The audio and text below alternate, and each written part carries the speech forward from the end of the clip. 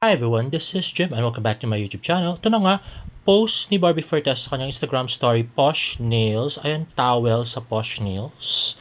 At alam ko ano siya dyan. Ang chismis ay parang shareholder din yata si Barbie Fortesa ng Posh Nails. At next naman ay nag-tweet si Angel, yung aking BFF, arch enemy. Ayan, direct for the scene, magkikiss kayo. Tapos tawa niretweet ni Direct Mark at sabi niya, ha! Addict, no? Actually, sa totoo lang, gusto ko rin makita yon yung mag-kiss sila ng lips to lips. Anyway, ito nga post ni Brent Valdez, ayan nga, Beauty Empire cast si Miss Gloria Diaz, Barbie Fortesa, Kalina Alcantara, Rufa Gutierrez, at si Brent Valdez. At next post ng GMA Pictures, hulaan niyo kung nasan si Barbie. Catcher P77 movie, at siya nga ay nasa Basta Cafe. Kailan kaya nila i-air to, no? Next naman ay post ng GMA Pictures. Subukan natin ang tapak ni Kapuso Primetime versus Barbie Fortesa dito sa Fear Box Challenge. Pwede ko ba siyang pisilin ng konti? Mali ang napupuntahan ng challenge na to. Hello mga kapuso! Ako po si Barbie Forteza, ang gaganap na Luna sa P77. At ngayon, join me as I conquer my fears sa Fear Box Challenge.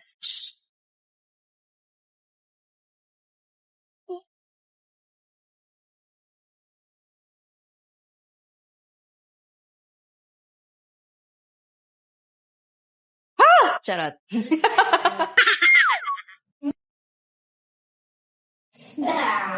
Wig. Ito ba ay wig? O extensions? Extensions. Ano talaga, maandar, lumilipad, lumalakad. Okay, ready? Are we ready? Malamig. Tofu. Slimy a little bit. Tumitibok puso? Charot. Final answer, I think. Pwede ko ba siyang pisilin ng konti? Mali ang napupuntahan ng challenge na to. You went dun ka muna sa labas. Charot. Komedyante talaga si Barbie. Addict. Ay, nagbe-break siya. So, I think gelatin. Gelatin. Siya ang namili na to, ha? In fairness, ang witty ni Barbie doon. Tsaka kinugulat niya pa yung audiences niya. Yung mga nagpapahula. Charot. Ito ay prutas, durian, langka. Langka. Deng, deng, deng. Huwag kong gisingin. Kasi iba yung naiisip ko. Oh, sis naman! Ang cute naman ito. Ano to, parang may pangsabit siya. Pangsabit ba siya sa bag? Parang labubo ganun. Mga charm, bag charm, something like that. Tama? Perfect. Bantayan ako ng kapatid ko eh. Ay! Ito na agad. Ay, gumagalaw! May paggalaw! Okay, ha? Okay. Dalawa. Ay, hindi siya. Ay!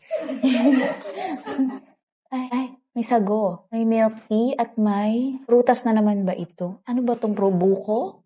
Hindi, joke lang. So, I think, final answer is sago and buko nyog, ganun. Tama? Ayun! So, Diba? Napaka-witty ni Barbie. Nahulaan niya lahat yung pinapahula. Tapos, na-entertain pa tayo sa kanya, diba? finally, I did something right. Charot! Hindi! So, ayan, nakita nyo naman. I faced my fears with flying colors. Na-bad trip nga yung kapatid ko. Inintay niya para mapinanood pa naman niya kung matatakot ang ate niya. Pero unfortunately, hindi po. So, Diba? Ang witty. At funny si Barbie. No dull moment talaga pag si Barbie yung kasama natin. At pinapanood natin pala, sorry. ayan, thank you. Thank you so much for watching this video. And I am inviting all of you to please watch our horror film P77 coming in July 30 in cinemas nationwide. At next TikTok post ng Close Up, Barda is back with a fresh surprise to celebrate 25,000 on TikTok and 20,000 on Instagram. Let's watch this. Ayun na nga, close-up with Barda recording BTS. Ayun na nga, cute na si David and the pretty Miss Barbie Fortes na nagkaka-bumper na, in fairness to her. At yun na nga. Ay naku, bagay sana silang dalawa, no? Inisin ba yung mga Barda de Lolo? Grabe. Ay naku, ewan ko basahin yun. Kakagigil ka, David. At next naman ay post ng GMA Pictures. Big thanks to the members of the Cinema Exhibitors Association of the Philippines and Warner Brothers Discovery. Ayun nga si Barbie Fortesa behind the scenes of P77 movie. Tsaka kutsilyo pala yung hawak ni Barbie doon. Ba, mag-ano siya, shining. Yung gano'n, papatay niya yung kapatid niya. Grabe naman. At yan na nga, si Miss Barbie Fortesa na nakaupo. At next naman ay shoot ni Barbie Fortesa, Team Barbie Fortesa at Midnight Dream PH. At yan, Carlitos Catering. Uy, ang sarap in fairness. Ay wow, at ang dami. Hi guys! Good morning! So we're here sa set namin for the preparation para kay Miss Barbie Fortesa. We'll be doing her look for the MediaCon ng P77. So tingnan natin ang team. We're having lunch lang. Hi, this is Genre. Genre is here. Ano bang aabangan natin sa P7? Nay, di ba ikaw gawa ng P77? Ano aabangan nila sa P77? Abangan, sabi nga niya. Abangan. Diyan ikaw nag-style ng damit? Kapisa dyan? Iba. Pero today, anong look na... Today, we're going for an emerald green look because that's the color of the whole film. And then, meron tayong nilagyan na accent na gold dito na flower and a leaf kasi may connection siya sa story. And then I did peach, salmon peach, contoured na face. And then, ano ginawa mo sa hair? Volumize. Volumize, tapos ano lang siya? With loose curl. Loose hair. So, we're just waiting for her and then papakita namin siya sa inyo. Congratulations to your P77. Yes, thank you so much. I-upload mo ba to agad? Guys, please watch P77. Sige no, ka-inhale na ako para sa inyo.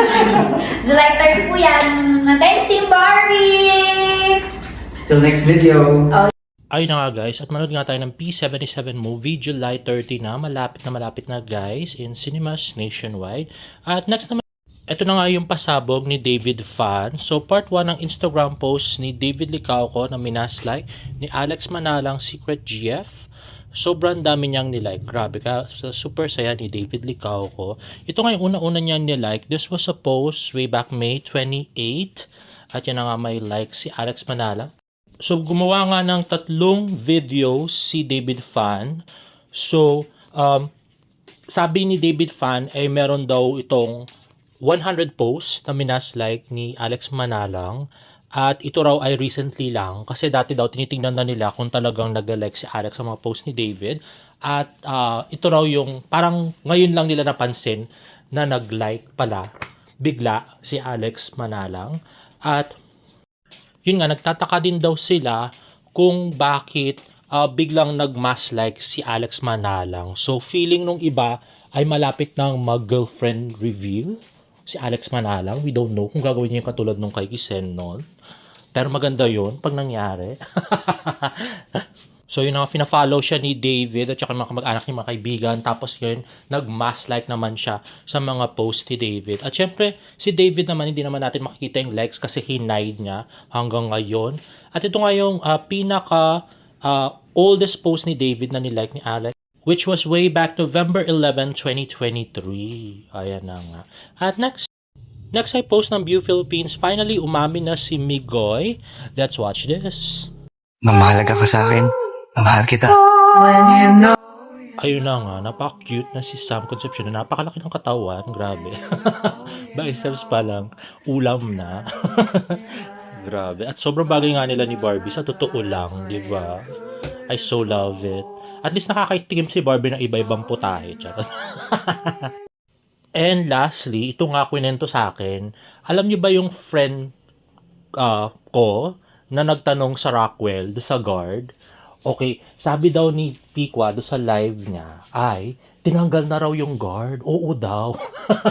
Ang problema, paano niya nalaman kung saan nakapwesto yung guard? At saka paano niya nakilala yung guard? Wala naman kami pinagsabihan. Paano nalaman?